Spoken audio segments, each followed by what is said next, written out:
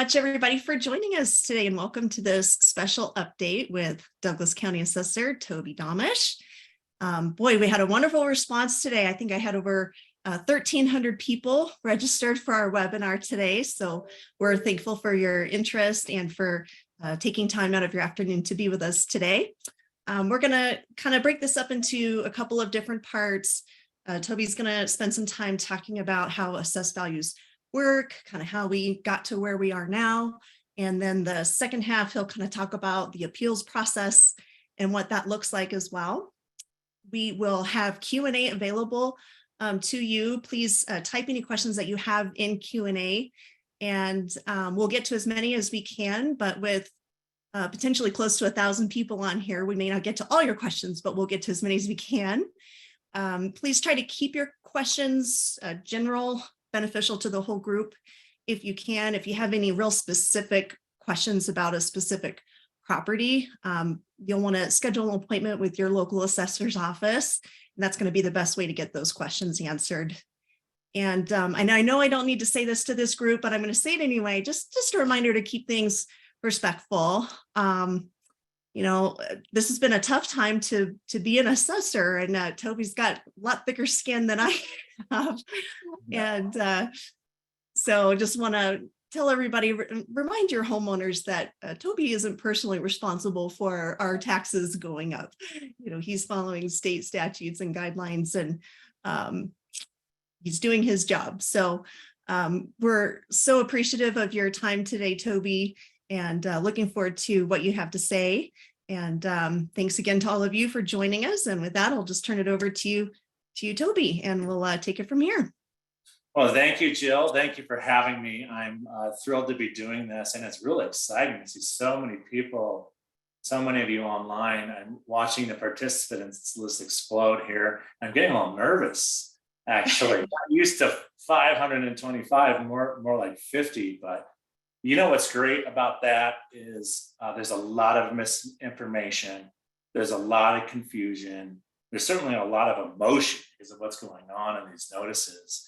That the more people that we can include in this conversation, especially experts like the ones that are like you all who are on today, the better, because we need to clear up some of the misinformation, confusion, and try and help our citizens get through this process and understand what's happening here. Because after all, it's not simple.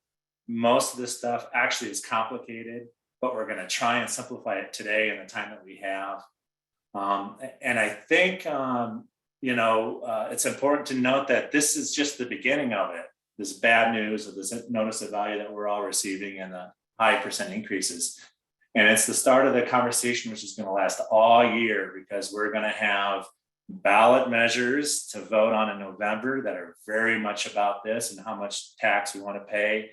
And we're going to have mill levies determined at the end of the year by our individual taxing authorities.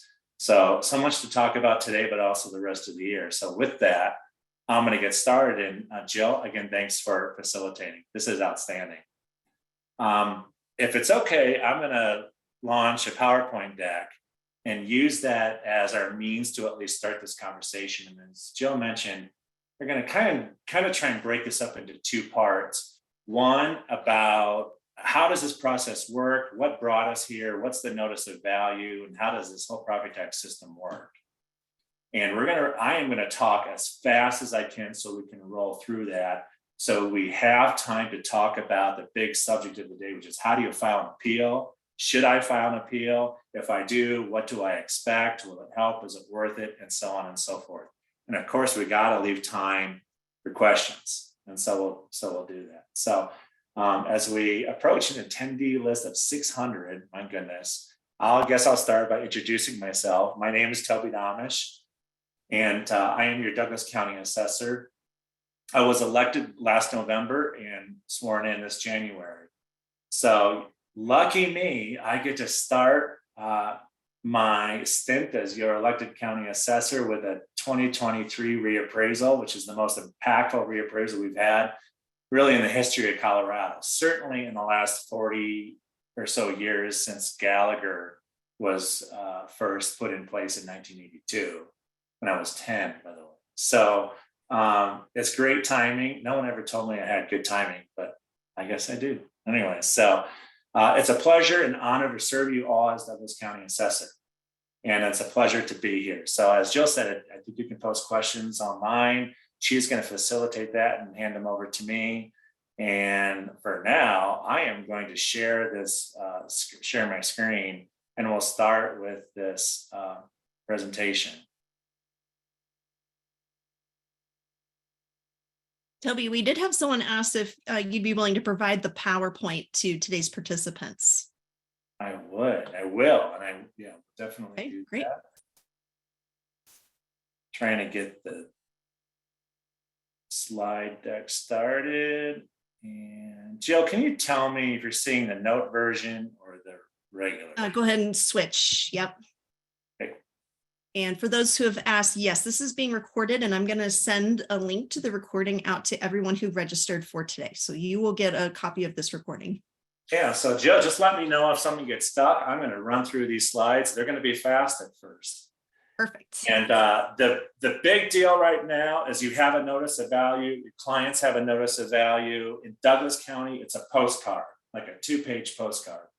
And that postcard provides you the last year's assessment, which actually was an appraisal for 2 years, 2021 and 2022.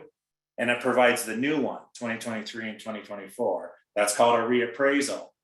And in other counties outside of Douglas County, you might receive a postcard, you might receive a letter, you might receive a big packet of information. At Douglas County, what we do is try and save money on the printing costs. We send the postcards out. They've got a little information on it. And we want citizens, homeowners, property owners to go online and really, if they want, and really dig into the data there, because there's so much information about this. We could send you all a book of 50 pages and still not share it all. The reappraisal really starts by talking about the study period. All right, because we reappraise every 2 years, the appraisal date, every reappraisal shifts forward. And so for 2023, we are moving the valuations forward from a market level of value of June of 2020 to June of 2022. And if you look at this study period slide and you see the green bar section in the middle, that is our sales study period. That is the 2-year period in which our staff have gathered data and analyzed it, which after all that analysis and building valuation models results in the values that are on the notice of value. Now, what's interesting about that time period, and with the professionals that we have on this call, we understand that this is the highest increase in the Colorado real estate market in any 2-year period in our history. In some areas of Douglas County, we've got values increasing during this period as much as 60%, others 30%. I've been doing this for a long time. I started this type of work in the 1990s, and it was mind-blowing in the 90s when we had increases in the teens to 20s and low 30s. In this reappraisal, not just in Douglas County, but throughout the Front Range and much of Colorado, if you've got a property that's increasing only 30%, that's actually on the low end. And it has everything to do with what the market did between spring of 2020 and spring of 2022, because the Colorado assessors are simply following the market that occurred in that period. So this slide has some other good information in it. And I think the second most important thing is what we call post-study period data. What's painful about Colorado law, one of the many things that's painful about Colorado law and property tax, is that the assessor and the citizens cannot use any data after the appraisal date. Again, the appraisal date for this reappraisal is June 30th of 2022. So all the market activities since that date cannot be used by our office or by citizens when they petition and protest their assessment. And those of you on the call understand what's happened in the market since then. It's softened. The peak of our market is right at the end of the study period, right close to our appraisal date, which is a major problem because that means our valuations, not just in Douglas County, but throughout Colorado, captured that period where we had bidding wars and appraisal gap guarantees, as Jill mentioned earlier, and all these things that's really spiked valuations in the market in that spring. What's happened since is a softening of the market. Depending on what your neighborhood you're in, we might be down a few percentage points or more. Some other neighborhoods are flat. This is an interesting spring. We've had several staff in the assessor's office sell their homes, and those homes were affordable homes. They're under $1 million in the $400,000, $500,000, $600,000, $700,000 range, and they all sold immediately within a week. And so there's still some interesting activity happening, but you all know with interest rates and with the economy and with pricing levels that it's definitely a different market than it was in spring of 22. So we're going to move on, because the next most important thing, if not the most important thing, is how do you calculate taxes? And you all know how to do this, but this frames the conversation we're having today, because it's actually not a big deal if the value goes up 50%, if the tax rate goes down 50%. And by the way, that's what Gallagher used to give us. As the valuations went up, the Gallagher Amendment forced the residential assessment rate down, and our taxes would not go up in a linear way with our assessments. Well, guess what? We're going to talk about Gallagher in a second. Gallagher was repealed in 2020. And as a result of that, this is really important. We've got 5 takeaways today. This is one of them. This residential assessment rate is in the hands of your state lawmakers. They control it. And so they could have decided and chosen to save us all and really drop the assessment rate at the same amount that Gallagher would have done, but that did not happen. And so what that means is we are possibly facing very excruciating property tax increases this year, depending on how the rest of the year plays out. And we'll talk about that later. But how do you calculate taxes? You take your actual value times your assessment rate. By the way, the assessment rates are different for non-residential property. They're all higher, all right? Residential property has the lowest assessment rates in Colorado. And then you apply your local mill levy. So it's assessor's actual value, which you received on your notice of value, times the assessment rate, which is about 6.765 now, but we're going to talk about that changing. And then you apply your local mill levy. And I just want to say this about mill levies, because we could talk for a full hour about it. The best way to give an example.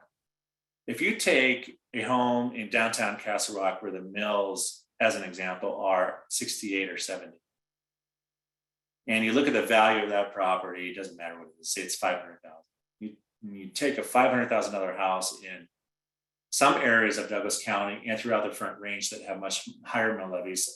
Founders Village outside of Castle Rock comes to mind. Sterling Ranch out in West Douglas County comes to mind. Their total mill levies could be 180, 170, 180 or higher. So just by the location of a property, you could have 3 times the tax liability for the same value property. So keep that in mind. Location is everything, not just in demand for real estate, but also the taxes that we pay. And when you go from county to county, up and down the Front Range, along I-70 corridor, you get the same big movements in total mill levies. Anyways, if there's questions about how to calculate taxes, we can talk more about that later. But here's an actual example. And this is an example of a home that's in my particular neck of the woods. And this slide's been out there kind of public for a few months now, because we've really had our assessments not nailed down, but we kind of had them broadly determined a couple of months ago, meaning the reappraisal is more or less done. But this illustrates the problem that we have in Colorado this year. In this particular example, we have a home who has a 2022 actual value of $635,748. Now that value was determined in 2021, so it lasted for 2 years, and the appraisal date for that value was June 30th of 2020. The assessment rate last year was 6.95%. You put those two things together, remember we're calculating taxes here, you yield an assessed value of $44,000. We then apply the mill levy of 135, which is the total mills for that area. This particular home is in Pradera. They are not in an incorporated area, so they don't have a levy for a town, but they do have a metropolitan district. So they have a very healthy levy for their local metro district. I don't know specifically what that is. But what that meant for this particular homeowner was taxes at about $6,000, real close to $6,000. Now we bring in the 2023 reappraisal. The value on this property increases to actually $995. There's a $15,000 adjustment in there, which brings it to $980. We're going to talk about that adjustment later at the end. The assessment rate did get lowered to 6.765. Notice only 6.765. All right, that yields an assessed value of $66,150.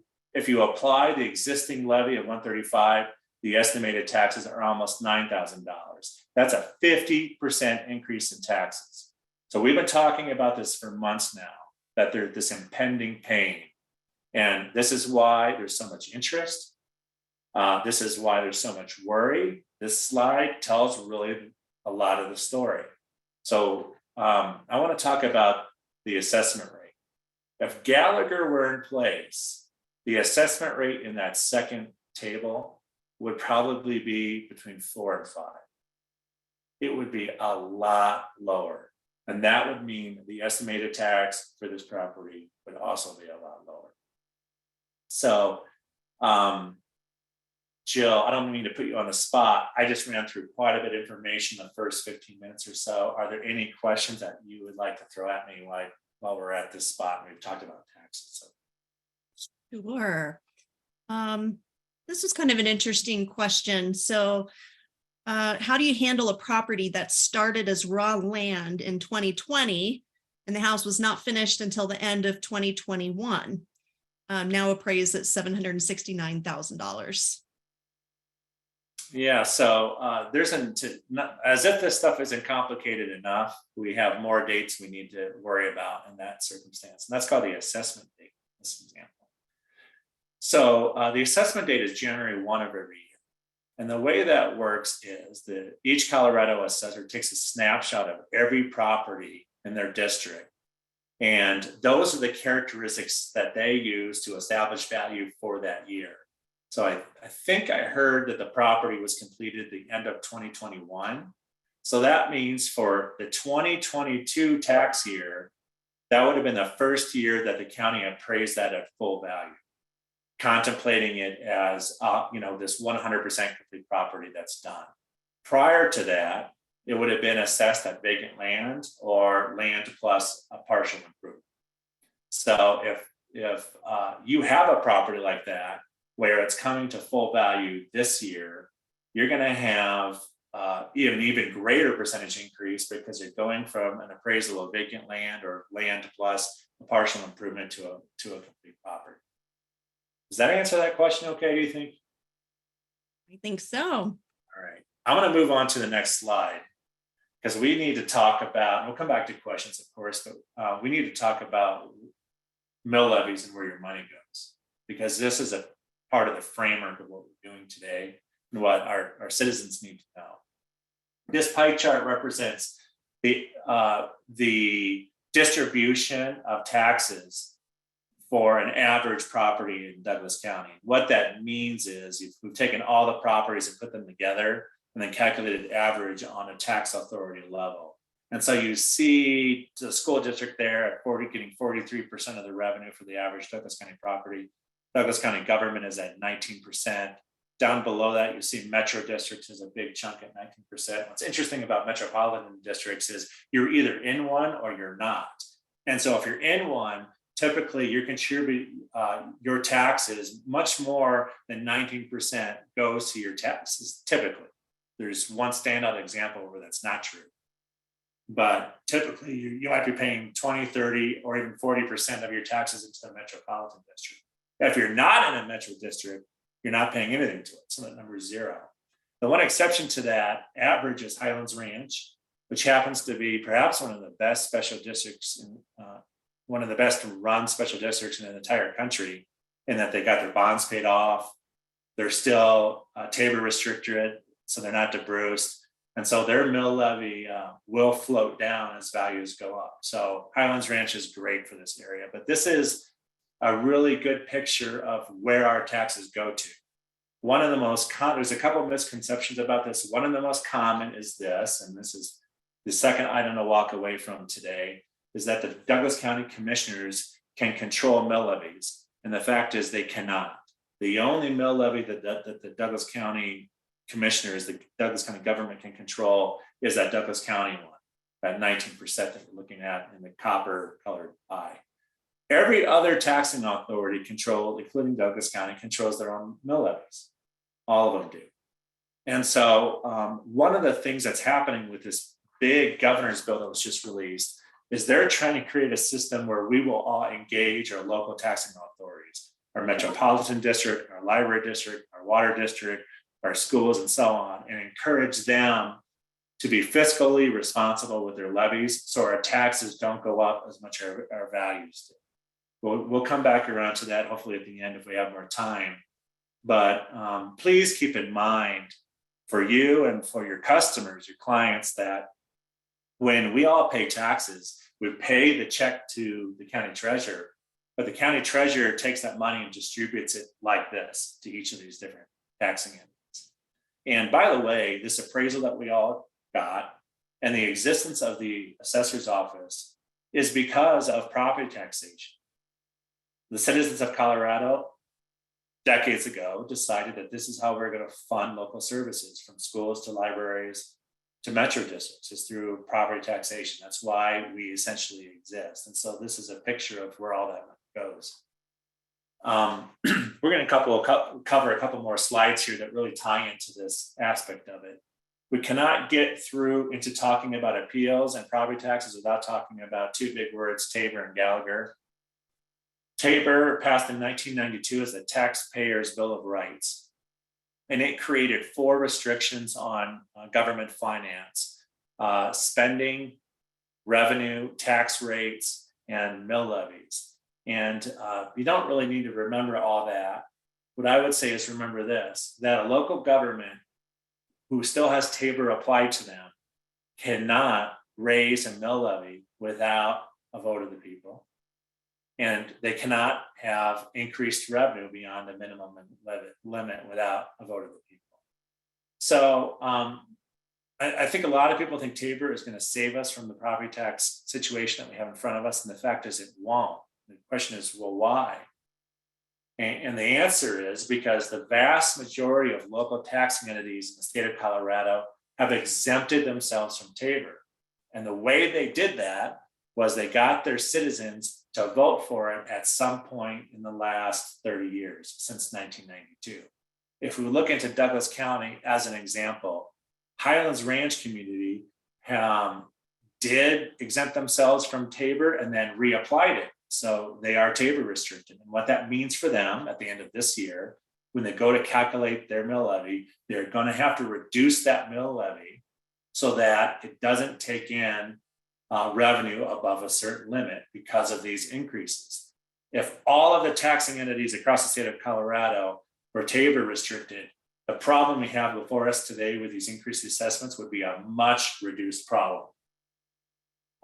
Because everyone would have to reduce their levies at the same amount, and we wouldn't have these increases that are in tax bill that we're seeing on our notice of value.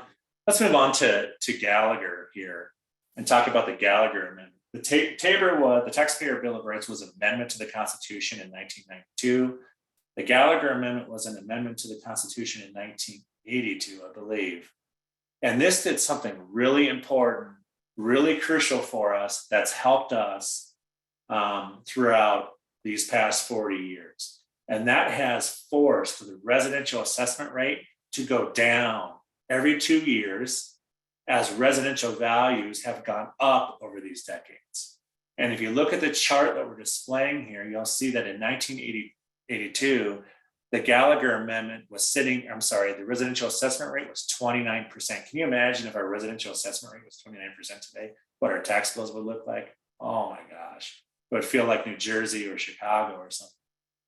Gallagher had forced the residential assessment rate down by a mathematical formula down to its current spot, about 7%, until 2020, when we decided to repeal it, which in my opinion at the time and remains today was a gigantic mistake. If Gallagher remained in existence today, the state lawmakers would not be able to control it. And the formula would force that number down to probably 4% or low fours. And the vast increases that we see on our notices that the assessor has sent you have mailed would not end up resulting in a commensurate tax increase. The tax increase would be much less. But Gallagher's gone. And so we don't get the benefit of that. Why don't I take another pause here, and because we're gonna jump into the reappraisal and talk about the valuation rules and start to talk about filing an appeal. Jill, do you have anything that you want to ask that's been posted? Yes, here's a Gallagher specific question. We've got a lot of great questions. We'll get to as many as we can, but so who or what groups pushed for Gallagher to be repealed in 2020? Clearly, it must have been promoted in a way that people were unaware of these consequences. It sure was promoted. And in fact, I believe the ballot measure started with a phrase, without raising taxes. Do you want to do A, B, and C? Like repeal Gallagher?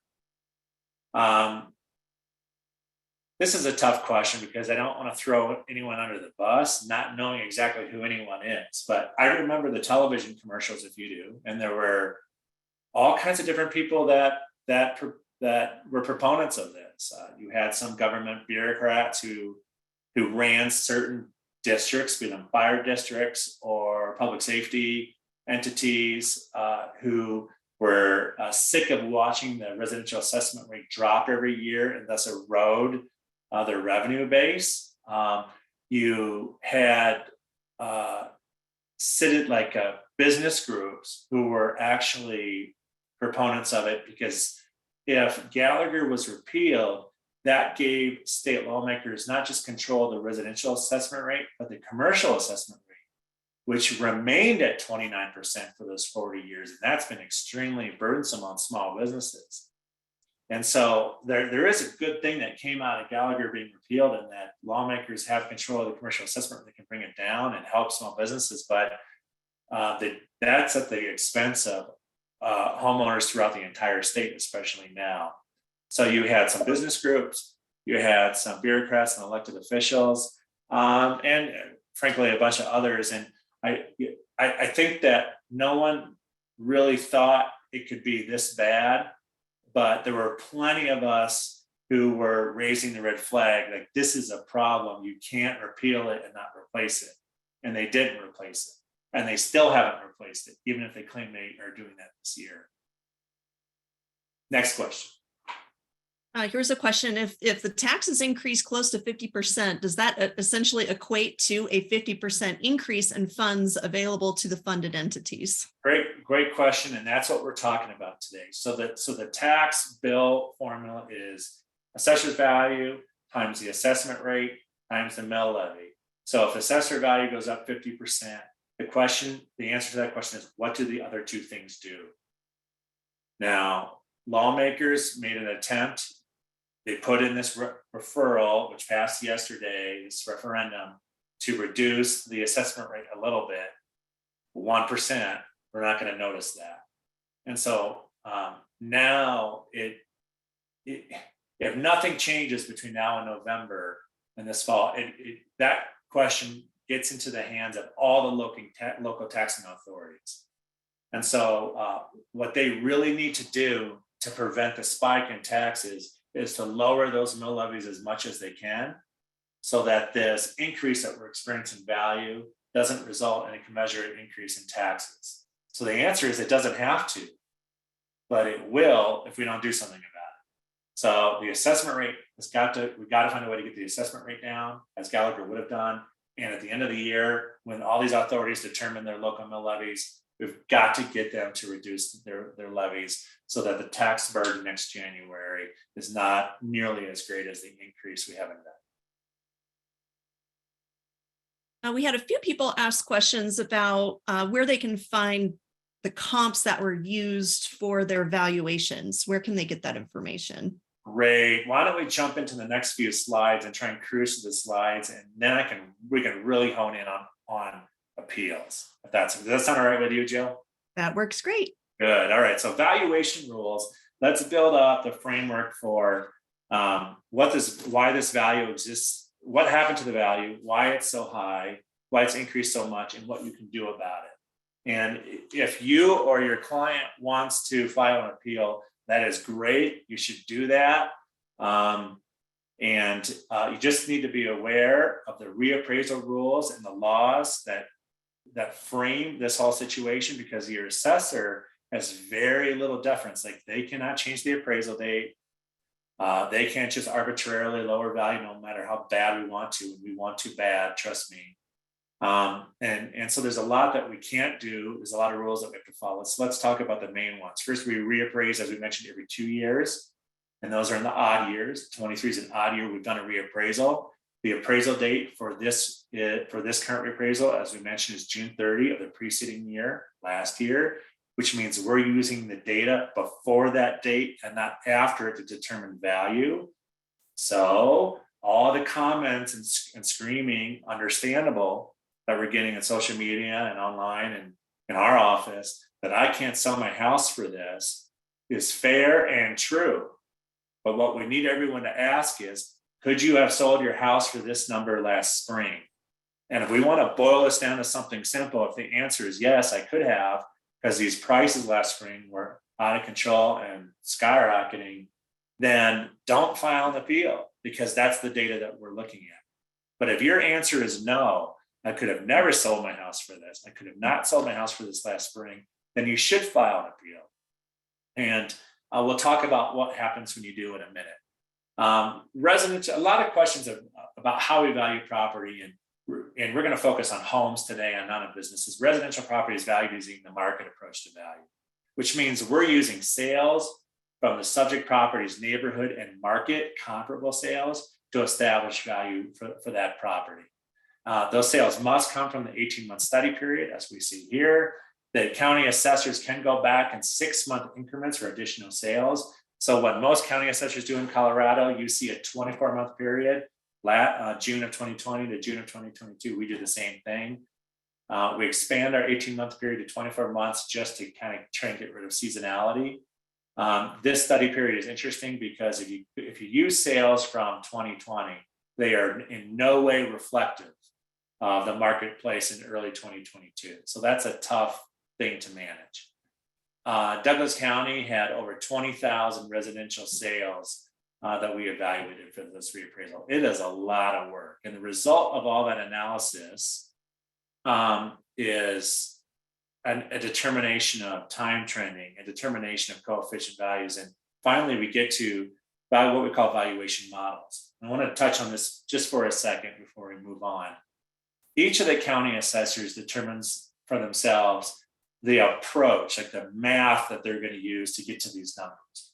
In Douglas County, we use valuation modeling, meaning we take in all this sales data from the study period and we develop algorithms, formulas, which then get applied back to all the properties. Those algorithms, those formulas were derived, or they were determined using the sales from the study period. Other counties might use different approaches, all these different market adjusted costs, and they might be like Arapahoe County uses an algorithm to select comparables and then adjust from those comparables. This is important because there was a question about this already, and certainly many more. What are the comps you use to value? And in Douglas County, the answer is this. You have a particular property, it sits in a neighborhood, it has a competing market. We've used all the sales in the neighborhood. We've used all the competitive sales that relate to that property to build that value model and thus value that property. So when you go to Douglas County's website and you look up sales, you're going to see all the sales in the neighborhood from the study period or in the area or that are competitive. If you're in Arapahoe County and you do that, they might provide you with 5 or 6 comps that have already been selected even before the notice of value went out. So this part is a little bit different depending on your assessor. That is the specific methodology used to get to the answer. But for all of us, the question about, well, how do I challenge it? The answer is actually the same. You go find the sales that are competitive with the subject property that you're looking at that occurred in the study period, preferably the end of the study period, close to the appraisal date, and ask, all right, given this information, could this property have sold for the amount the assessor has listed or not? Why don't we get in and talk about, speaking of study period, the market for a little bit, just for a couple of slides here, because this particular slide is really indicative of how 2023 reappraisal is so different from the past. This slide shows the typical days on market in the past 3 reappraisals, that being the 2019 reappraisal, the 2021 reappraisal, and the 2023 reappraisal. And I'm sure most, if not everyone on the call, understands that we had almost 2 straight years, at least a year, if not a year and a half, of properties getting listed and selling on day 1 or day 2 or day 5. To see almost 2 straight years of the average days on market being less than a week is never happened before. We went back as far back as we could go. We studied our data, MLS data, CoreLogic data. We could not find this having happened before. And I remember 1999 being really crazy. You know, you have home builders who are building homes in Highlands Ranch, and they have people lined up the door. They'd have lotto systems, so you could get a lottery ticket, and if you won, you would get the chance to buy a house.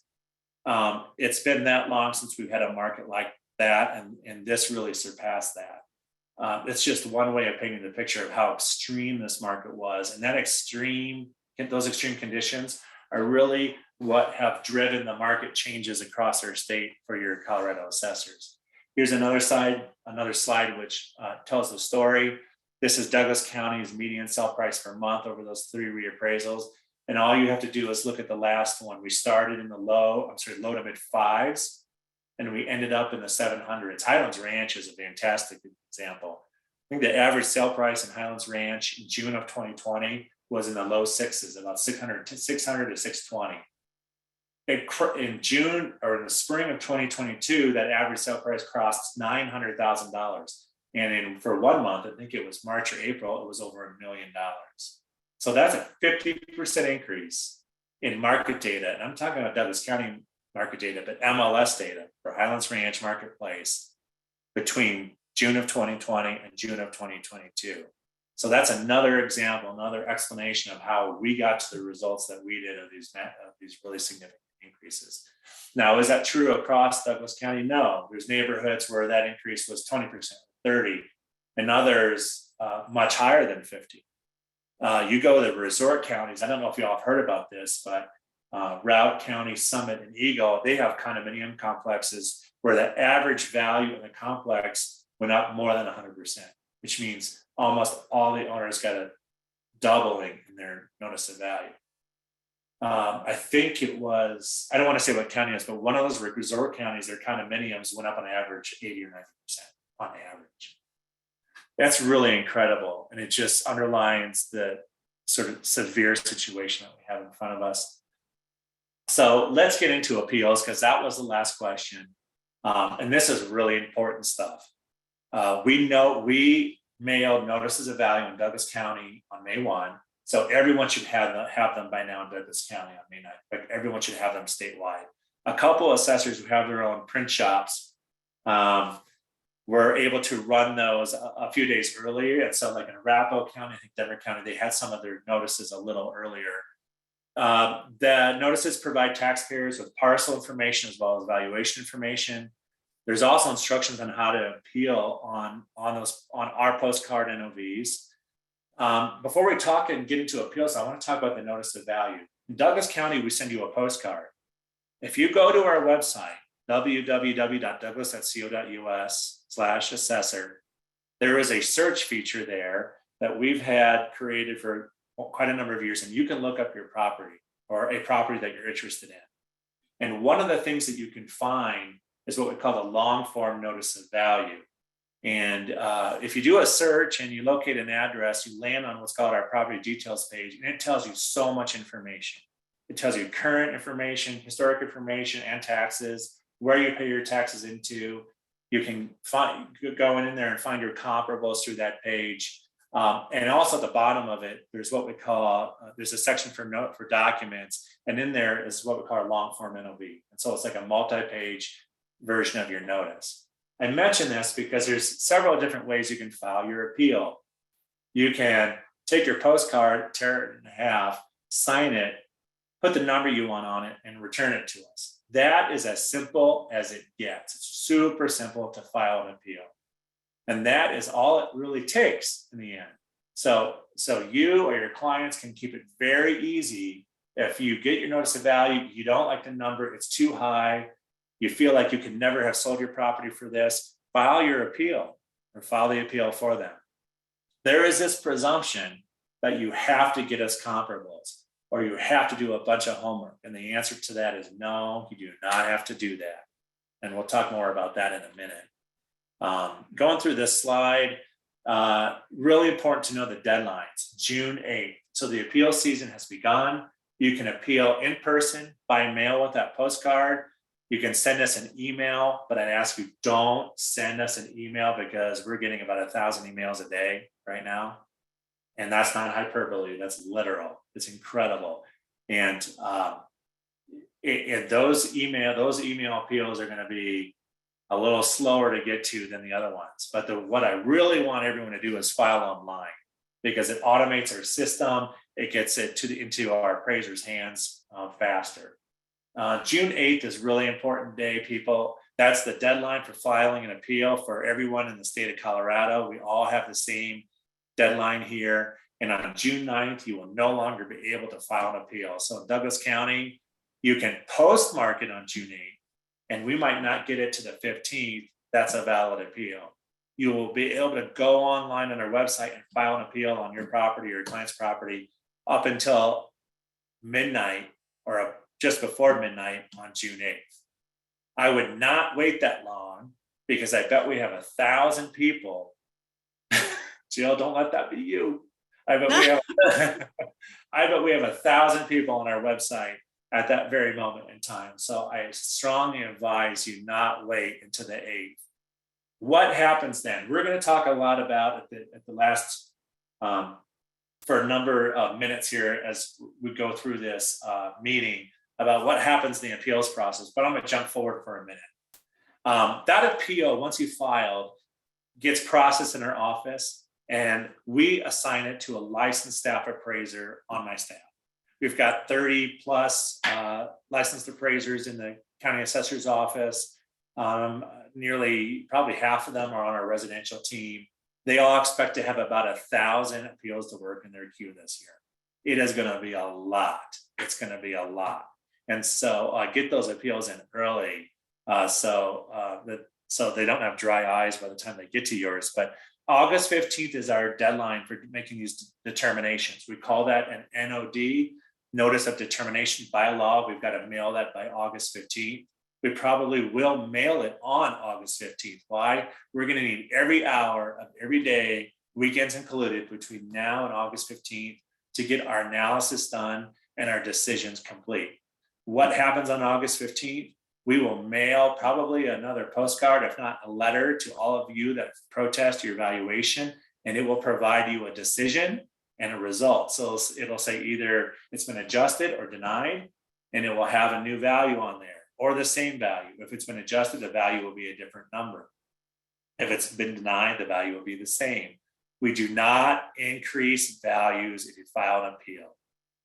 We do not increase values if you file an appeal unless there's something incredibly wrong. And the example I gave to Jill earlier today was we had someone who owns a ranch and had ag land exemption on their property who filed an appeal a couple of years ago. They didn't like the value of their house. So we sent someone out there because they requested someone to come out. We don't usually do that, by the way, unless you ask for it. And we discovered several properties were missing off the record, including like about an $800,000 arena and they had not taken a permit out on any of these things. That their value went up. So according to Colorado law, the assessor can and may increase value on an appeal. And depending on where you live in the state of Colorado, you should probably check with your county assessor as to whether they do that. In Douglas County, we only do it in the most extreme situations. If you file an appeal and we learn that you have basement finish, that's not on our record. You added a garage, it's not on our record. You updated your kitchen, it's not on our record. You'll probably get denied your appeal because there's all this stuff that we're missing, but we're not going to increase it. Promise you that. That's not happening, not while I'm assessor. So you really don't have much to lose unless there's really something screwed up about that. August 15th, notices go out. If you like the result, you're done. You don't need to sign anything. You don't need to do anything more. That value has already been applied to your account. If you dislike it, either because it was denied or it was adjusted but not enough, you can continue your appeal onto the County Board of Equalization, otherwise known as CBOE. By the way, these rules are all the same for all Colorado assessors. The only difference is some assessors have a little different calendar. All right. I do not believe Arapahoe County, for instance, waits until August 15th to send out their notices of determination. They're on what we call the short appeal calendar. So their notices of determination go out earlier, July 1, and they hold CBOE in the month of July, only just the month of July. I don't know how they do it because we need 2 months to get through ours, and we'll use that. And so depending on the county that you're in, you want to check with their appeal calendar, but everyone has the same June 8th deadline. So that you don't need to worry about. Just get your appeal in before June 8th. If you go to County Board of Equalization later this year, there is a filing deadline in Douglas County of September 15th.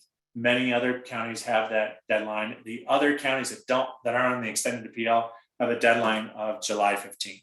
This is where it gets important that I'm sharing these slides, right? Because you're all, I can imagine some people taking notes and others not. I'm not a note taker, so I wouldn't be. This whole deck will be available to you. I shouldn't say that because it's up to Jill, not to me to do that. But it'll be available to Jill to share in whatever way that she wants. And I'll probably put it on my website too, if that's any kind of concern. But make sure you don't miss any of these deadlines. And finally, if you go through the County Board of Equalization process, which, by the way, is a board of real estate appraisers hired by your Board of County Commissioners to hear these cases. So your assessor doesn't get to make the decision anymore. Lucky you, that's good. If you're satisfied with that value will then be in place. And if you're dissatisfied that, you can continue on to the next level, which typically is the Board of Assessment Appeals. And that's managed by the state of Colorado. So that's the appeal process. I think we're about to get into appeal details, but before we do that, Jill, are there any big questions that have been asked that we should answer right now? Well, we've got about 90 questions in the queue. So, yeah. So we'll get to as many as we can. So there were a few questions, and this is kind of going back to that study period. So some people are saying that their county has an 18-month study period. Is there a 24-month study period? Sounds like we could use a little clarification on that study period. Yeah, let me get back to that slide. Oh, it's right up front, isn't it? Yeah. So so in Douglas County, we're using a 24-month period. It's an 18-month period for everybody. Everyone has the same study period. But what the assessors have the option of doing is going back in 6-month increments to add data to the study period so as to make more information available for not just for the assessor, but for citizens and business owners and so on and so forth. So every assessor will have an 18-month period, and some assessors will go back an additional 6 months. And that, by the way, happens by property class. And so we could have a unique class of properties like hotels, which don't sell very often. We might have 3 sales in an 18-month period. And we may have to go back in 6 month increments until we reach a point where we have more, and we got more data we use. So the short answer is everyone's using 18 months, and some assessors go back in additional 6 month increments. I think this is the thing to remember. if I'm pulling comps and trying to appeal property and I want to present some sales, I want to use sales that are closest to the appraisal date, because that's what the assessor is going to use. Because there's been so much market appreciation in this time period that really, if you use the older sales you use, the less reflective they are of that June 30, 2022 appraisal date. Hey, Toby, along those lines, there was a question here about the green box on your website. Sorry, I'm late, by the way. Damien, good to see you. Good to see you too. The question is about the green box. So, you have an example of home sold 2/8/2021 for 540,000, but your site has it at 695, 520. Would you talk about the time value and what that means? Yeah, it's a time adjusted sale price. Good timing for that question, because the study period helps say that. According to Colorado law, what Colorado assessors must do when they're completing their reappraisal is adjust all the sales that occurred in the study period to the appraisal date. All right. And what that means is the sales that occurred at the beginning of the 18-month, it means that the assessor must study for time trending, for market trends to have occurred in the study period, take that trending analysis and apply it back to the sales throughout the study period. And what it's meant to do is make those sale prices reflect the appraisal date rather than the date in which they actually occurred. And so there's some circular logic here. You got to get your head wrapped around this.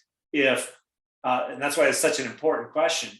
If you are using an old sale to analyze your property value, you have to use the time adjusted sale price or a time adjusted sale price, because the raw sale price that's on that price, the actual sale price, isn't reflective of June of 2022. It's reflective of the date in which it actually sold. So if we look at this particular chart and we look at each of these reappraisals sort of in their own view, we go back to 19, we applied a time adjustment of, 0.25% per month in the 2019 reappraisal, and maybe 0.25% or even less per month in the 2021 reappraisal. And what that meant over the course of 2 years is that the biggest time adjustment that got applied was some single digit number like 6%. And 2023, when we had some neighborhoods going up 50% and most of them going up in the 30 to 60% range, our time adjustments are matching that market appreciation. So we're studying market appreciation and then applying, per Colorado law, a time adjustment to each one of those sales to make them look as if they occurred on the appraisal date. And so that's called adjusting for time.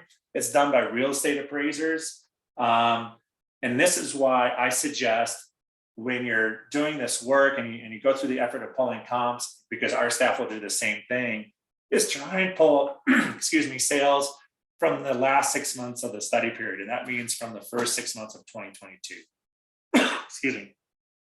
January of 2022 through June of 2022. Those sales will have the smallest adjustments related to time, and thus will be a better, more accurate reflection of what's really going on at that time. And because there's fewer adjustments, there'll be better comparables to use. Does that answer your question, Damien? Yeah, I think that's great. All right. Bill, do you want to ask some more questions on here, or you want me Yeah, to? let's do it. I mean, there's only 39 of them, Toby. Apparently you're very popular. Or infamous, one of the two. Okay, so Sue had a question. I'm in Arapahoe County and it indicates on the notice of valuation, all sales must be adjusted for inflation when the market during this time was already inflated. For example, one comp sold at 650,000 and the adjusted value was 771. How do they determine the inflation? Yeah, that's what I just talked about. It's a tough question to answer because it's rather complicated, but the methodology that most assessors are using is similar to ours. They'll use either a regression or analysis or some kind of time factor study to try and simplify this and put it in perspective. For those of you who've done real estate analysis, when we try and communicate time adjustments and appreciation or inflation, whatever you want to call it, to our customers or to citizens, we tend to sort of dumb it down and simplify it a little bit. For instance, we'll say, okay, what's the price per square foot in this neighborhood a year ago? What was the price per square foot 2 years ago and 3 years ago? And if you plot that maybe by month over time, and we actually had a slide as I talk, I'll go back to that slide. If you plot that over time, what you're identifying is the market appreciation. And that appreciation or inflation is the time adjustment that we are using and applying back. So when you're looking at your county assessor's data, and we're going to hopefully have time to peek at this at the Douglas County website here in a minute, and really look at what Damon was just asking about, you see an actual sale price or raw sale price and an adjusted sale price that has that time adjustment in it. And we're looking at this chart again, and we look at this green bar here, and the sale and this median sale price in Douglas County at $545,000. What this data is indicating in a way is that house that sold for $545,000 in the spring of 2020 is now selling for $727,000. And so we do some math on that and determine a monthly time adjustment. Take that monthly time adjustment, apply it back to the actual sale price, and that gets us the time adjusted sale price or the adjusted sale price, otherwise known as TASP, time adjusted sale price, if you see TASP somewhere. Every Colorado assessor does that, at least does that analysis. And in this reappraisal, I would bet every single Colorado assessor in the state has applied a significant time adjustment. In Douglas County, those ranged from 1% a month up to almost 3% per month. And it ranged that by neighborhood. So we studied this by market area, like Highlands Ranch, Lone Tree Park, Castle Rock. Then we also dig into neighborhoods like Roxborough, Sterling Ranch, because we do not want to either over apply a trend or under apply a trend. Let's do one more question and then move on and talk about appeals a little bit. Okay, what characteristics are accounted for in the assessor's value? Only beds, baths, square foot and lot size, or beyond that? And part two of that, because this is a good question too, how big is the neighborhood you refer to in getting comps? Yeah, those are great questions. So every assessor gets their staff get to determine what variables, we call them, are going to be used in their valuation models. And I think inevitably most property owners and citizens way underestimate what we're using. I spend a lot of time on social media these days trying to educate and inform and help people file a good appeal if that's what they want to do. And this is one of the big misconceptions. They're just using price per square foot, or they've got too much assigned to bedrooms. It's like what I would suggest is just stop and slow down. Don't try and predict what your assessor's got and worry about that level of detail. They might have it right, they might have it wrong. What I can tell you is in Douglas County, we use everything we can get our hands on. And what I mean by use is we study it and we analyze it. We use predictive modeling to determine whether that aspect has any value or not. And let's talk about bedrooms, because that's the biggie. There's still this perception that bedrooms make a big difference. And there was, for decades, bedrooms were everything. It made a huge difference in value. But in my opinion, and in our models, they don't at all. And the reason is they might make a difference to one particular buyer in a big way, but there's plenty of buyers that are out there seeking homes that only have the master suite on the first floor. Because we have thousands of homes that are like, there's also plenty of buyers that want 7 bedrooms because they have a whole bunch of kids. So in other words, our culture has changed. There's a much greater variety and demand for houses and the characteristics. And so bedrooms aren't even in our valuation models. We get a lot of appeals where people want to adjust, say, you need to charge me less because I've got 3 bedrooms and this sale was 4. It's like, you're the same model, the same square footage. You have a loft and they have a bedroom. And in our opinion, that's not recognized in the market as really having much of any value. Conversely, bathrooms are very important. And so bath counts can make a big difference. People want more bathrooms now. So if you have a house which is 1 bathroom, that does affect the value. And so each assessor is making decisions about about what we call the coefficients, or what those individual things are worth and what goes into the valuation model. In Douglas County, we study absolutely everything from views to age, size, quality, condition, garage size, decks, patios, basement finish, and so on and so forth. And I think most counties try and do that as well. Let's Just another see. We're getting inundated, Toby. Why don't you just go on and we'll try and right. answer as many of these as we can, and then we'll come back and see Yeah, if we can answer. just interrupt me, guys, and throw questions out. I want to go off. I don't want to end today without talking about the assessment calendar. But first, guys, are we okay on time? We still have time left, right? We're not closing at 3. Oh, yeah. Well, we're up on the 3 o'clock, but I don't think anybody's going anywhere, Toby. So as long Good. as you got We time, I think carved we're out an okay. hour and a half, so we're good. All right. Well, the assessment calendar is important to know this year more than ever before, because what's happened so far is the assessor has notified you of your new value, and that kicks off the appeal season. Let's walk through the rest of the calendar. We've touched on it a little bit, but the reason it's important now is we have all this legislation that's occurred last year and this year, and it changes the whole property tax scene. The fact that you got a notice of value that has your value going up 50% does not mean your taxes will go up 50%, but it might. And so we have to be very mindful of what's happening now. Part of understanding that is understanding the assessment calendar and what's going to take place the rest of the year. May 1, we issue notices of value. We already said June 8th is the appeal deadline.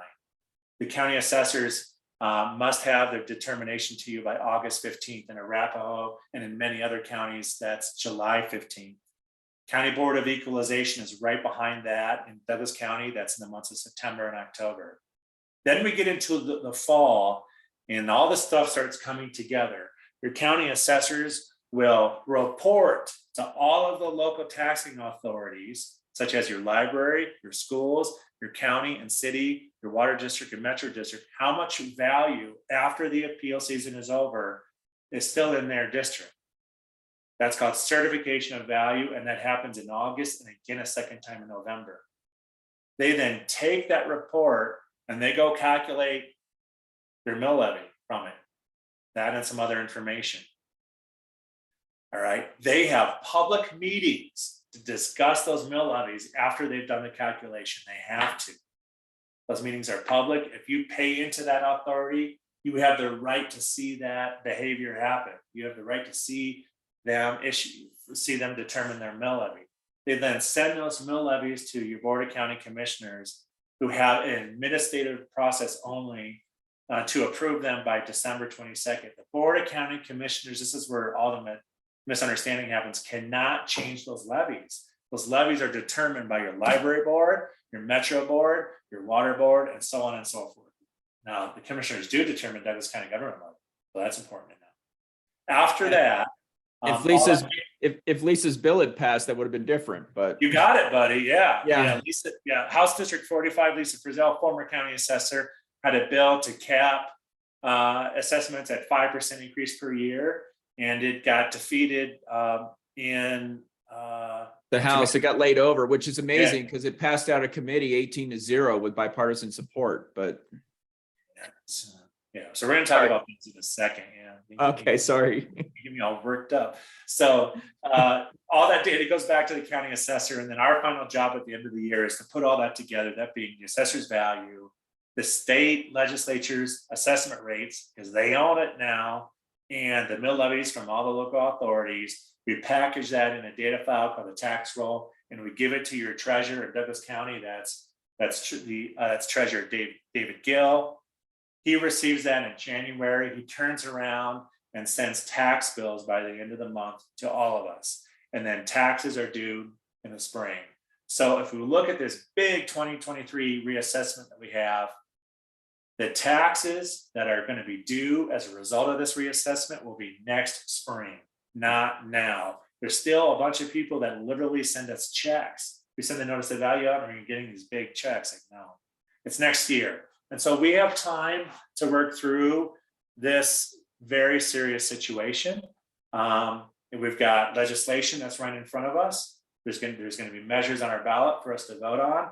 And then we're going to have to really engage our taxing entities at the end of the year for this. I think I just described the difference between your county assessor and county treasurer. Just remember this: county assessor does the appraisals, we do the valuation, we then take in all these rates, as provided by the different entities and pass them to the treasurer.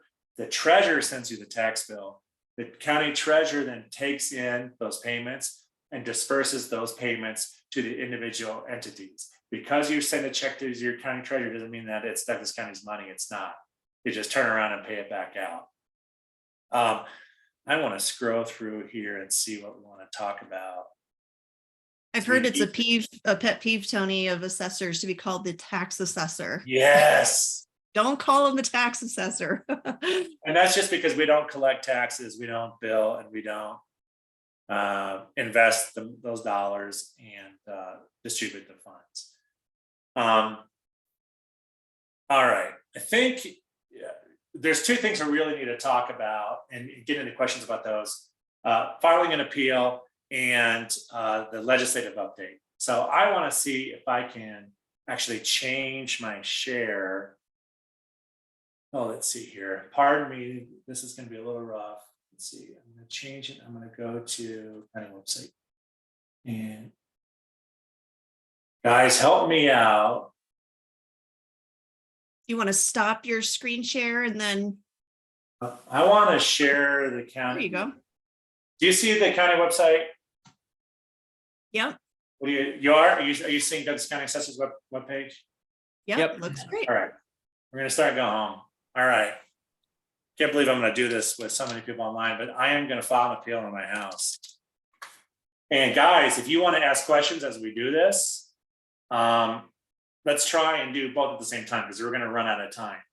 All right, everyone forget my address, please. Don't go protest outside your house. No. All right, so this is, I'm sorry, I'm gonna talk through this too. This is Douglas County's homepage. All right, and there's a lot of links on here that you should know about. You can click this link at the 2023-24 property valuation. That's kind of an informative. This is what this reappraisal is and how it works. There's a link down here to appeals, and I'm going to go through this real quick. If you click on that and then assessor level appeal, here is your link to file your appeal online. No, it's right there. All right, and we're going to do that in a sec as long as we have time for it. All right. But before that, what I want to do is I want to start by searching for my property, which I just put my last name in there.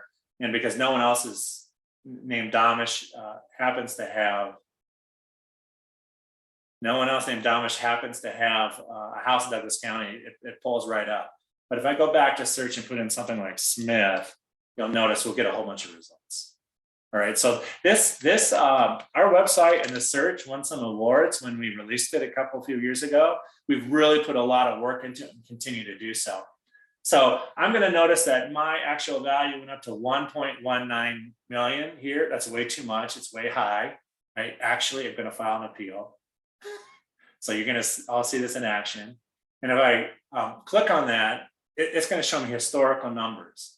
And so this home bounced down to the low 400s before I earned it back in the Great Recession, and it's moved its way up.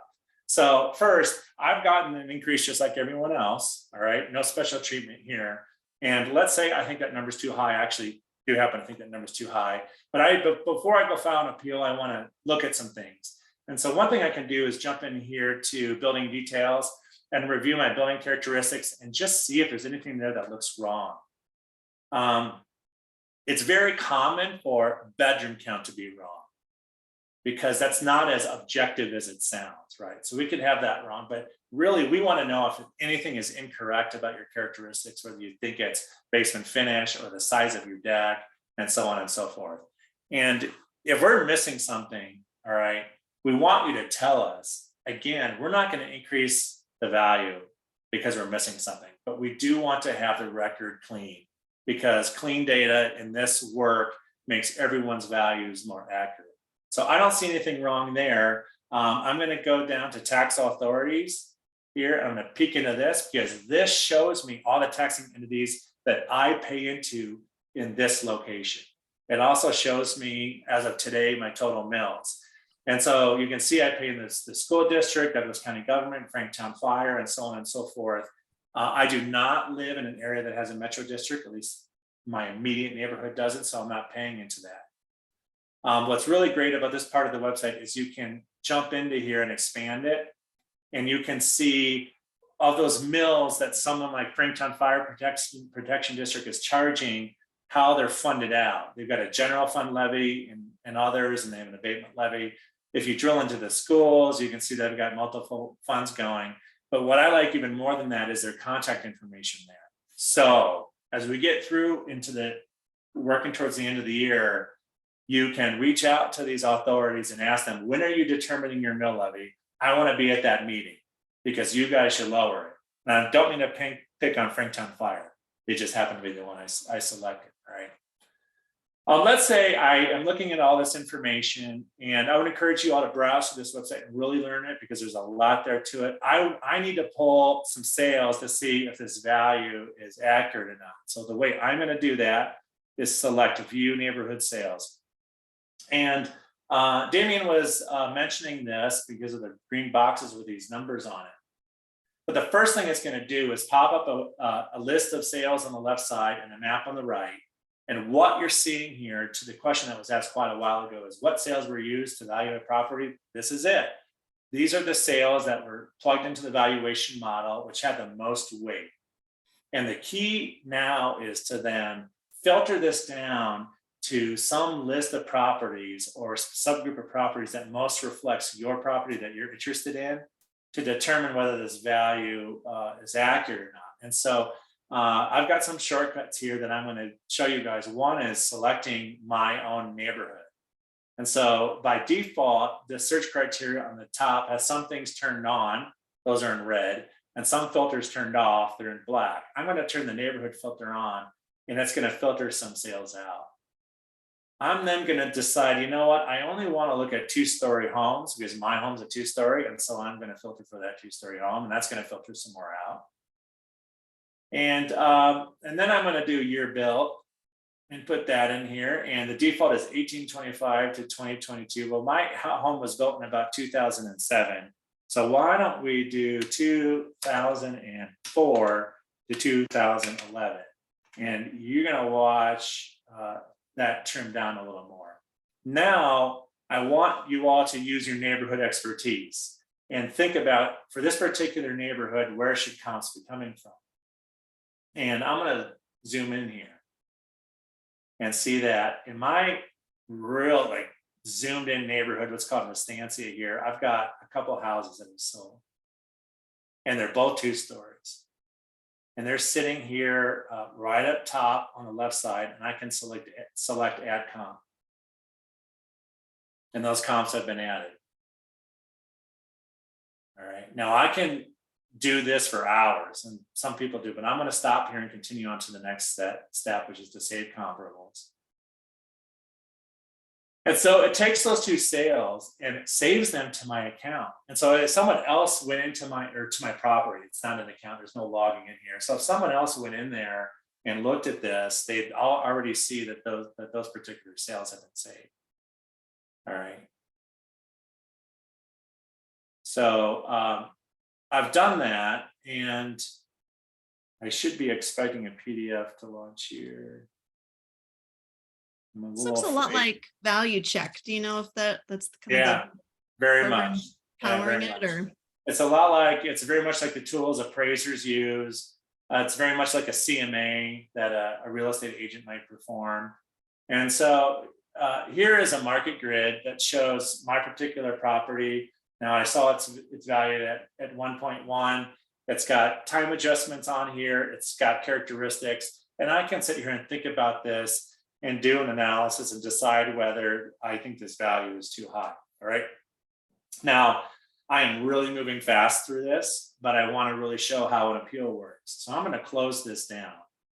Let's say I made this real quick, Tony, or Toby's, before you go on too far, is every other county's website similar to yours? Do you know, or is it all over the board? Or no, thank you for asking.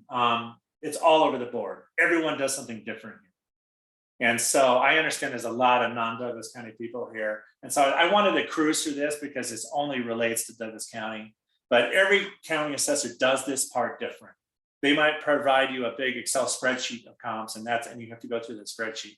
They might provide you a map, and you gotta roam around a map. They might have a tool very similar to ours, or identical to it, because there are a couple few counties that have the very same tool. So thank you. Everyone's a little bit different, and you're just going to have to figure out how to do it for them. Now, I'll just say, call your county assessor, including us. Douglas County's phone number is 303-660-7450. Again, 660-7450. And if you get stuck anywhere in this appeal process, please just call us and we'll help you through it. Now, I pulled up my property. I decided I want to file an appeal. I either can do this by copying my account number or searching by address when I get to the appeals package. But we're going to go in here to appeals. We're going to click on appeal online and online appeals. And this is our online filing system. I think you can get an appeal filed in about 10 or 12 clicks, and we're going to test that and see if it happens. So I copied in my, what we call parcel number or account number. I could also do a search for my name that way. And again, because there's only one Damisch, there's only one option, but if we do Davis, you'll see we'll get a lot more. All right, so I'm not sure why those photos aren't coming up. So when you get the results, you have to select the property you want to file an appeal on. It should be yours, not somebody else's. And we're at the appeals landing page. And here, this is a really important page, because if you're not sure that you want to file an appeal, but you want to speak to an appraiser, you can schedule a meeting with us through this application. Now, as Damon, as you mentioned, other assessors have different tools for scheduling a meeting. Sometimes you just call in. But in this case, you can actually do that online. But I want to select file an appeal. And now I'm in the online appeal process. And I'm going to cruise through this just because this is different for every assessor. All right. Now we're going to click start an appeal. This is the owner doing it. I'm going to click my address. Oh, no, my address is not different than my property address. I'm going to put my phone number in here. Oh boy, let's do 555, because publishing my address is fine, but I don't know what my phone number. And my email, and we're going to do assessors@douglas.co.us. Hopefully let me copy and paste that. Now, you're going to get an email confirmation after you submit an appeal. And the reason you want to give your phone number is our appraisers, you want our appraisers to call you. You want to be able to have that conversation. So provide us your phone number, and they will, if they have any questions, they will call you. And if you put something in your appeal like, hey, give me a call, please, then that will almost guarantee a call. The only reason they want it is they just simply run out of time. But our appraisers do want to talk to homeowners because there's always something that they learn from that conversation. So on this next page, I put in my opinion of value of $900,000. That's the number I'm asking the assessor to reduce it to. And I'm going to select a reason why. And I'm going to say, let's see, maybe the property was appraised during the study period for a different amount. Maybe I bought the property during the study period and that was a lower amount. Perhaps the property characteristics are incorrect. By the way, whenever you select these, you've got these text boxes and you can add information to them. It's really quite nice. But for this, we're just going to say nearby properties like mine sold during the study period. And at this time, I have an opportunity to go back to my comp map and select those comps, although they kind of lost them. Sorry, let's see, style. Yeah, there we go. So I think it was this guy. This guy. While you're doing that, Toby, I'm going to mention real quick that if any of you are in a county where your county website maybe doesn't have this type of platform that Toby's working with right now, Heritage Title clients, you've got access to Value Check, this platform that you use to order O&Es with our company. It also has a very similar look and feel to what Toby's working in right now to help you identify those comps. So reach out to your rep if you want access to that, if you don't already have access. It's a great tool. It's very similar. And the other tools that other assessors have kind of do the same stuff, just maybe in a different order. So I've saved comps, I've attached it to my appeal. I have the chance to upload documents. So I can upload an image, I can upload a text file, I can upload a narrative I wrote. And so I'm going to put in a fake file there. and hit next. And I guess I could have prepared better for this appeal before doing it with you guys. And at the end of this last it's almost like a summary. So I can review everything I've done and I can edit it. Let's say I've done all this work, like, maybe it's not 900, maybe it's 920. So I can come in here and change it, and go through this again and submit it at the end. What happens after you submit at Douglas County is you'll get an email confirmation that you've submitted this appeal. This appeal will go into our system. It will go get assigned to an appraiser. Now let's talk real quickly about what an appraiser does, because we're running out of time and we got to allow for a few more questions. The appraiser will do the exact same work that we just did there, but they'll just take more time with it and be more thoughtful about it. And what they're going to do is pull comparables based on their understanding of the marketplace. The appraisers that we have in our office are assigned to geographic areas in the county, so they should know their neighborhoods really well and have an understanding of where the neighborhood boundaries are. They will pull comparable sales, and if you've given us comparable sales, they will add those to the analysis in addition to the ones that they have selected. Hopefully, some of those are the same. They will apply adjustments between the sales and the subject property, and through that analysis, to make a long story short, get to a conclusion of value and determine whether the current value is supported or not, or whether it needs to be reduced.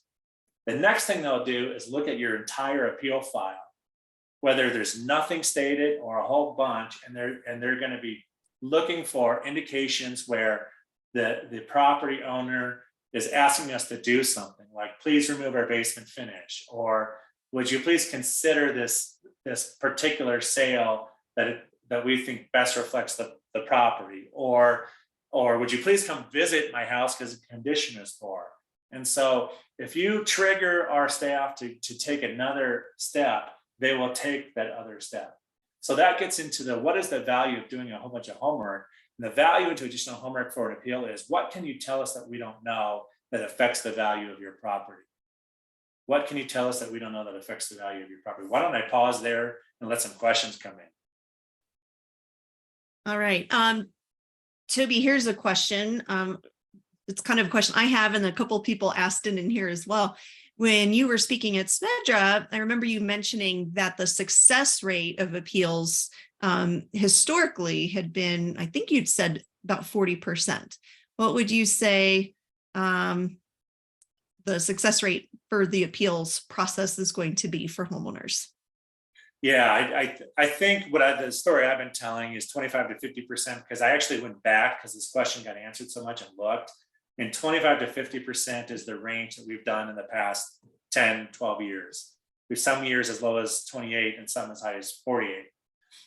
There's no question, two things are going to happen this year. A record number of appeals by far. Nothing will ever come close, has or will ever come close to this year. We'll probably be double the highest number we've ever had before. Two, we'll have the highest adjustment rate ever. Why? Because there's so much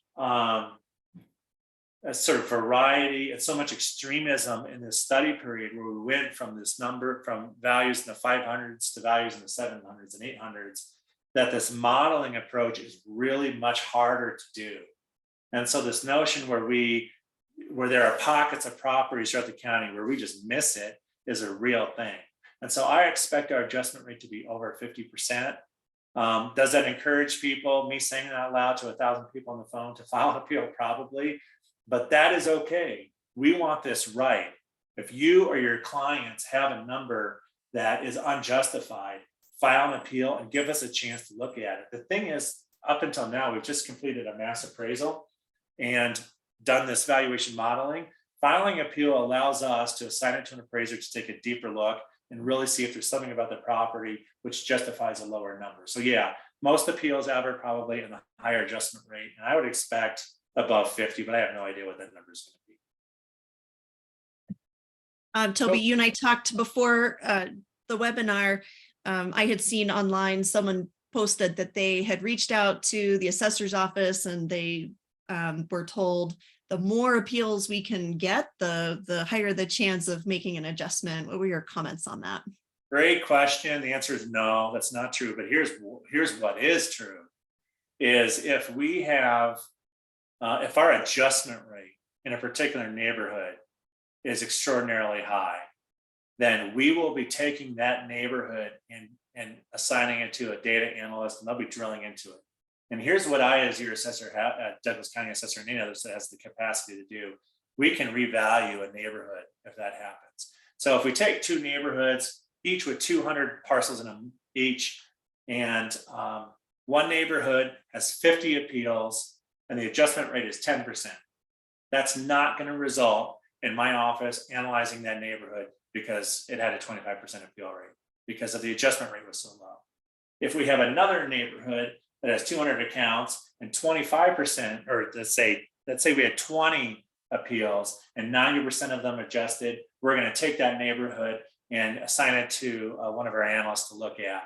And so really it's about the adjustment rate, because I trust our appraisers to really dig into this and find the problems that we have. That's one of the reasons the appeal season exists, is not just to fix individual issues, but allow the assessor a chance by taking in these appeals to see if we've got something systemic going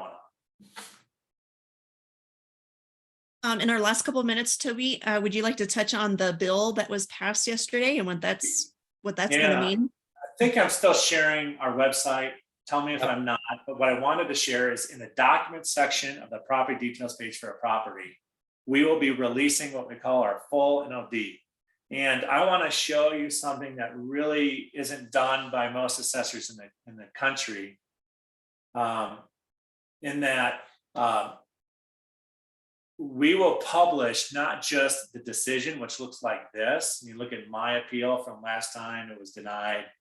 I had a value of $750, and I asked for just a small cut on it. So I was testing our staff there, I guess, on that one. But if you look through this, there's a lot of good information here.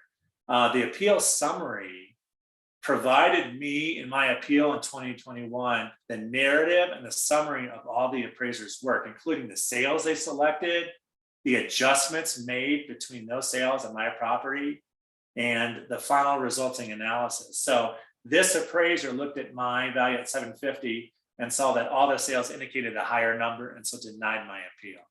So that's the level of service you're going to get from Douglas County. And we're going to do everything we can to share our data and our analysis with citizens of Douglas County that filed an appeal. Now, let's see if I can very quickly switch back. Please tell me, guys, when the deck comes back up. There you go. All right. So there's lots of bills that have gone through since Gallagher was repealed in 2020. Things like a slight reduction in the assessment rate. We mentioned Lisa's bill 1054, which tried to cap the value increases, but was killed this year. The big one, which made all the news in the past week, was Senate Bill 303. And this is Governor Polis's big property tax bill that he's been holding in his office for this entire session until last Monday, May 1st, when we release notices. And what this bill does, I think I have a slide on it. Yeah, I have 2 slides on it here. Okay, real quickly. It reduces the residential assessment rate from 6.95 last year to 6.7 this year. That's a 25 basis point decrease. That's about 3.5%. So if you've got a 50% increase in your assessment, he just cut into that 50% by 3.5%. Again, 6.95 to 6.7. If Gallagher were here, that 6.7 would probably be 4. So that's what's not happening right now so far this year, is that big decrease in the assessment rate. If we had it, this wouldn't be a crisis. Without it, it's a very serious situation. What else does it do? This is helpful, the second bullet point. It implements a new system where there's going to be a $40,000, well, I'm sorry. Last year, there was a bill 238, Senate Bill 238, which implemented a $15,000 off the top cut on a residential property. Senate Bill 303 increases that $15,000 to $40,000. So that's a couple $300 for your average Douglas County property or your average Colorado property, again, $200-300. In Douglas County, for this reappraisal, the average value on a property, the value of an average home is $780,000. So I want you, let's just for simplicity's sake, call that 800. 40,000 is 5% of 800,000.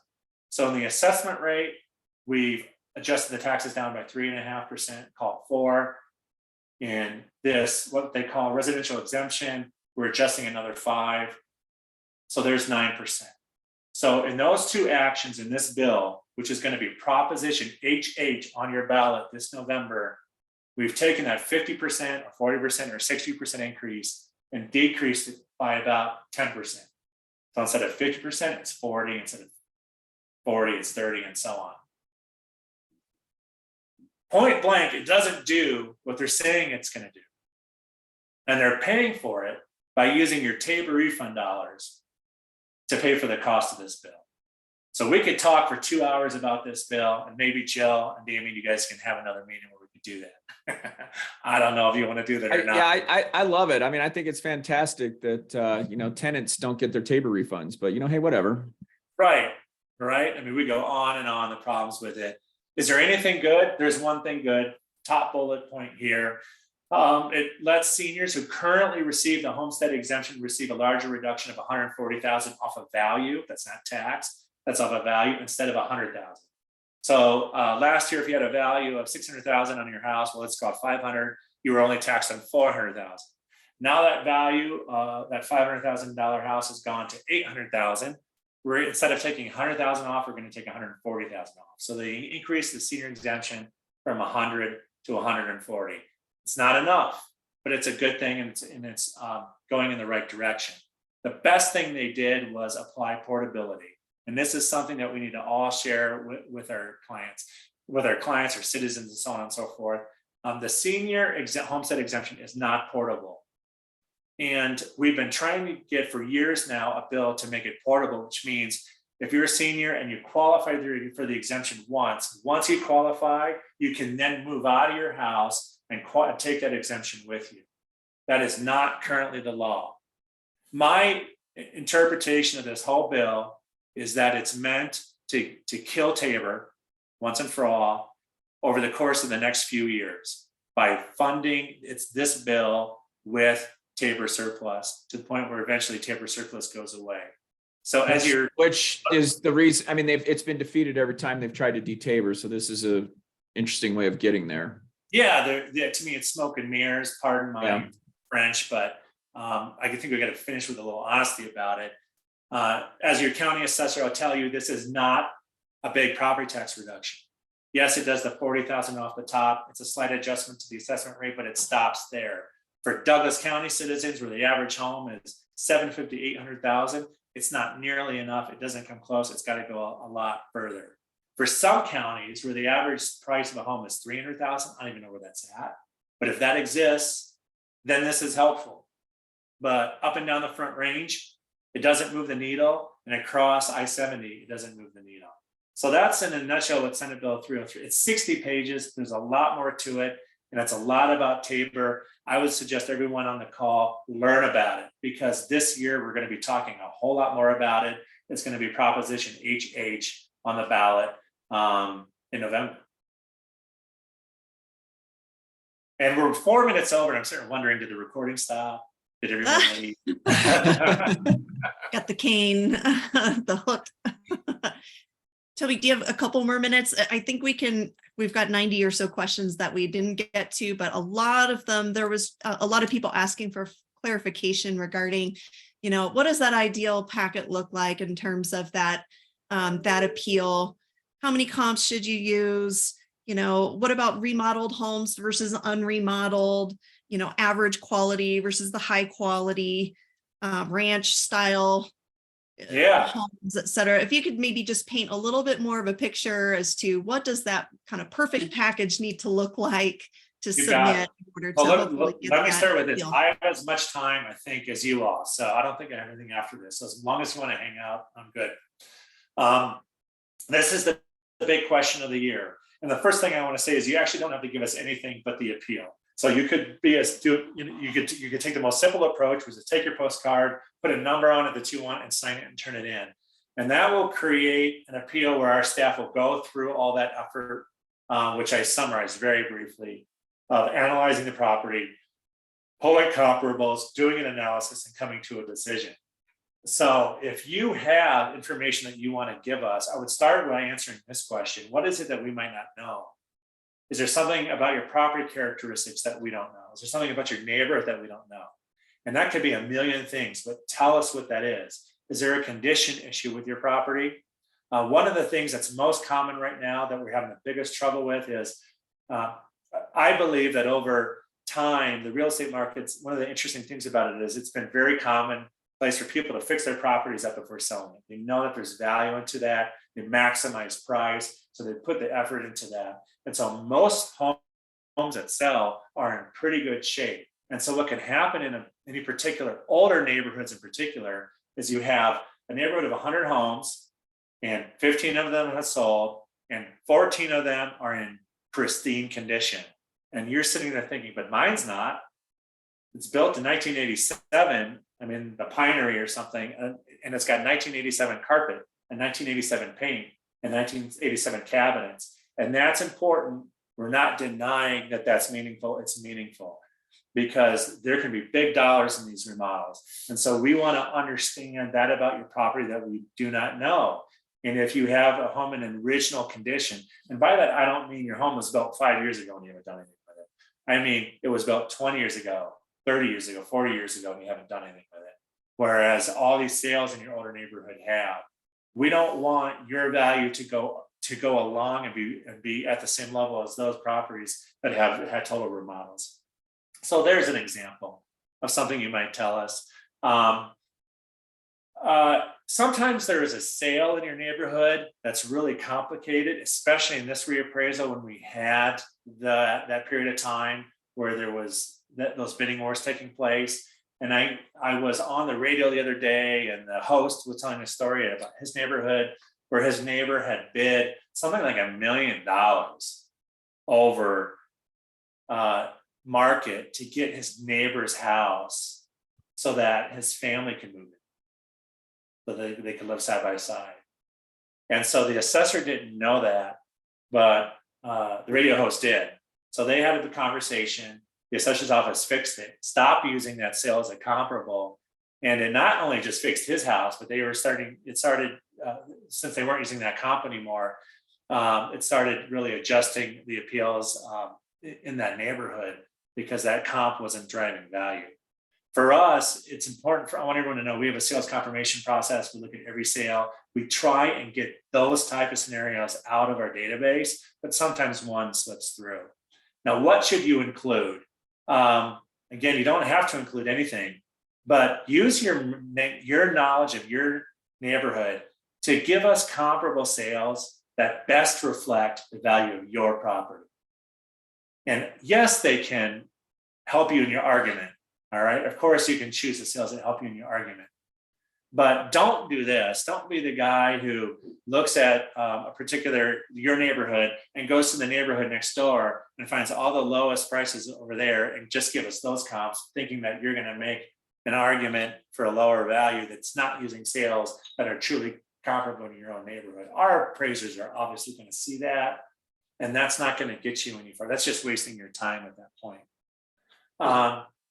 Don't worry too much about the look and the feel of the package. In other words, you could give us one Word document, one PDF, some pictures, and so on and so forth. It can be a mishmash of stuff. We're not looking for this nice narrative where you're making this legal argument. What we're looking for is data. We just need information. The more information we have to make the best decision yields the best outcome. And so you don't need a cover letter. It could help if you're explaining something that we don't know. But really, always come back around to what is the information you can provide the assessor that we might not know. I hope that answers some of those questions. What else? Damian, do you see any that you? As you're looking at the questions, if there's, do you need to give a map? If you provide us a list of sales, our staff are going to map that every time. As an example, if you give us a list of sales or some comps, We are going to use the time adjusted sale price unless we've learned that the time adjusted sale price is wrong in some manner. We're going to assume the characteristics are correct unless you tell us they're not. So it's really important to review your characteristics. When you file an online appeal, you have the chance to download a bunch of documents into our appeal system. I think you can upload up to 5 documents, and they can be like 20 megs each. We limit it at that so that our system doesn't get overwhelmed. But let's say you have condition issues and you need to take a bunch of pictures of your property, and that's more than 5. Take those pictures and load them into a Word document or PDF document, and then load that document up. Alternately, you can send my office an email and say, hey, I filed an appeal. I need to give you several more files, and email us those additional documents if you need to go over 5. Toby, is there an advantage to physically going on the appointment with your office versus submitting online? It depends whether you laugh with us or scream at us when you come to meet with us. I'm kidding. I'm just trying to have some fun. There can be, because that gives us a chance to learn a lot. All right. It gives us the chance to ask some questions. If you're coming in just to hand the documents to us and there's not really anything to talk about, then I would say no. But if you've got something complicated, like that example I gave, or the neighbor paid $1 million more in this custom neighborhood to buy the house, and it really kind of messed with values on the street. If you got something complicated like that, explaining it in person, if you think explaining it in person would help, then definitely come in. Our staff love talking to people. I mean, that's really one of the more enjoyable things about this part of it. You would think it would not, that it wouldn't be, but it is, because they're learning about motivations. So they're learning about how people are understanding the situation.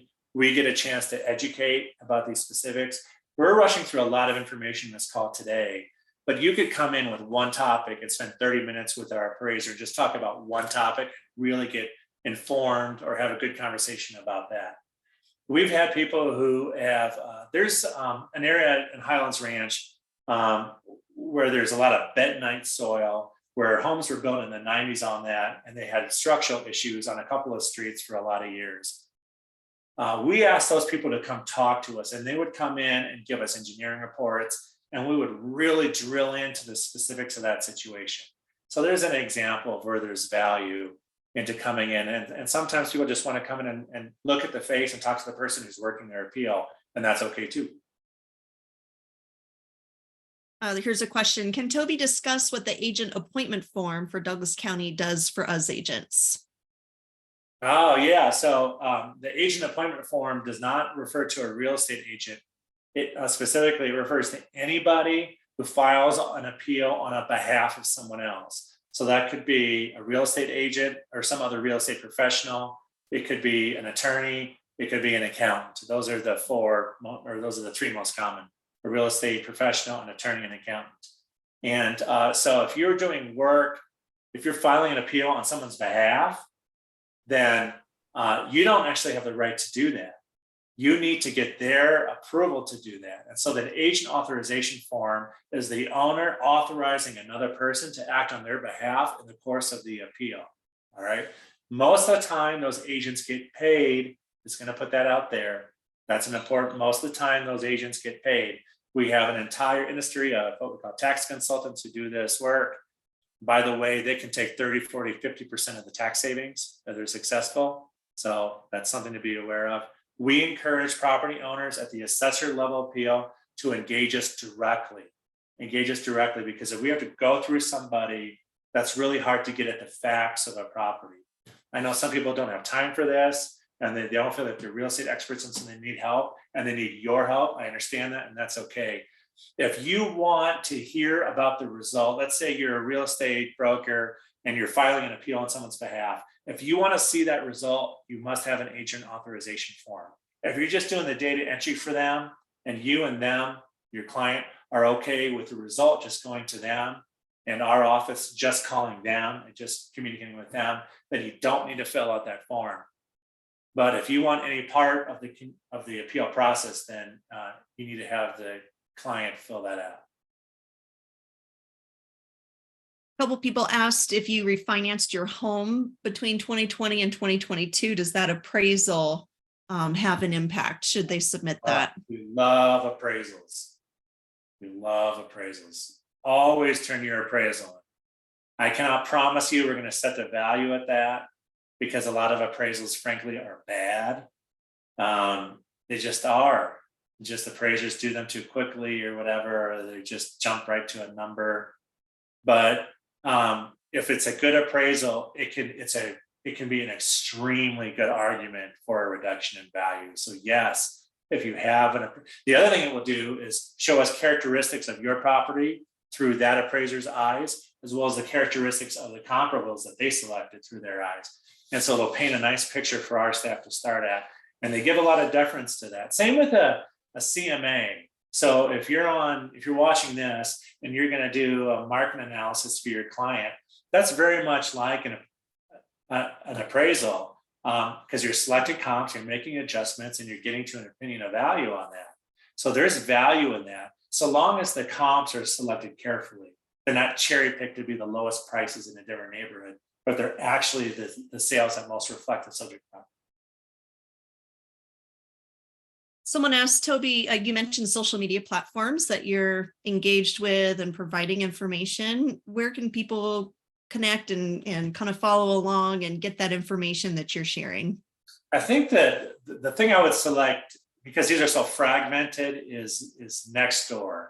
And what we're really going to try and ramp up, we're a little late on this, it's my fault. We should have done this before, but this reappraisal has just been very difficult. We're going to start producing videos. They're going to be available on the county website, and we're going to push them on Nextdoor. Such videos like this, but very much focus on here's how you file an appeal.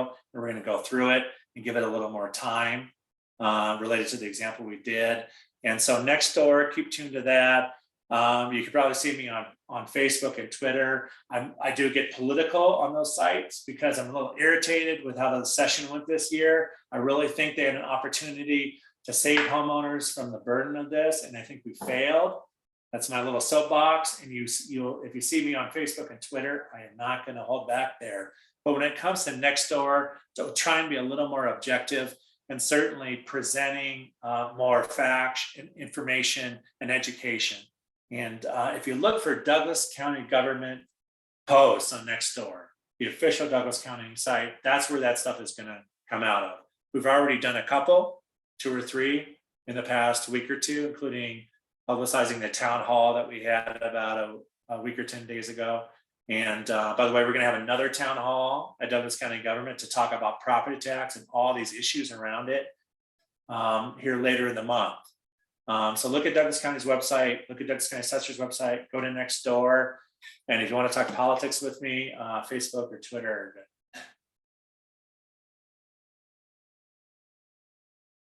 If you've got time, we'll do maybe a couple more quick questions. There were some questions about condos and townhomes. One broker had said that they thought that it looked like single family homes were being compared to townhomes and condos. This person says that they've heard you're supposed to only look at condos or townhomes within the same complex. Do you go beyond that? Could you talk a little bit? Yeah, this is a good question. So this is a really good question. So no, we would not compare condos to single family homes, and we shouldn't even be comparing condos to townhomes. They should be looked at separately because they have different property rights in action. It's really quite important, actually. If you go to our website and you pull comps, the default search criteria might show all of it. And so you really, when we were showing that website, you really have to dig into that filter criteria and filter down and in an appropriate way. Now, when we did our mass appraisal, let me answer it directly. We have valuation models for condominiums, valuation models for townhomes, and for single family, and by market area. So no, they do not have shared value models. Our staff will not share the comps either. So condominiums will not get single family comps and vice versa. And you shouldn't do it either, in my opinion.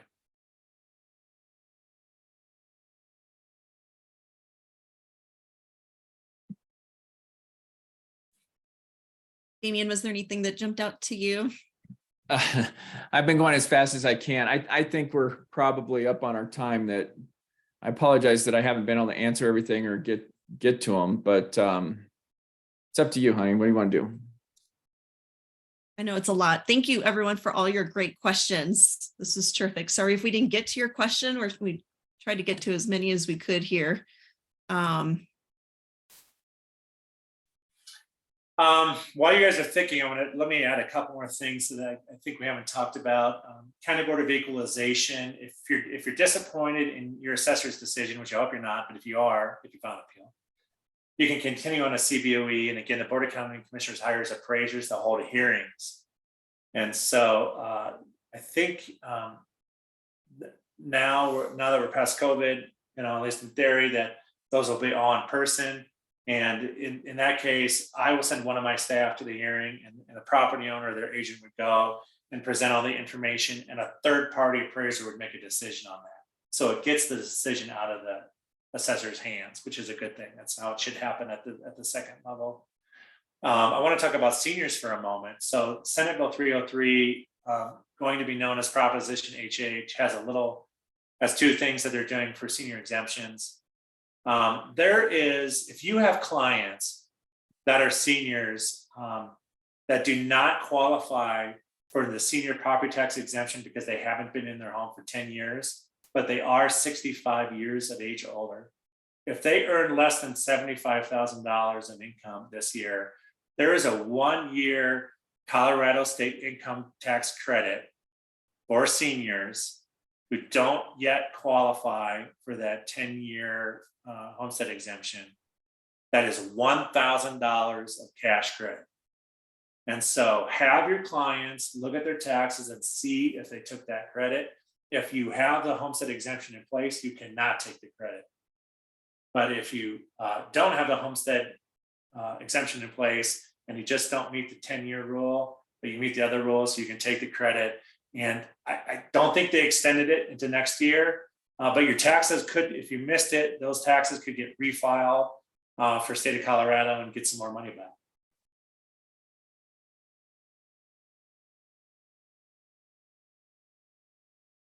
We've got some good questions. I feel like there's 1,000 more, but there are 1,000 more, and good ones too.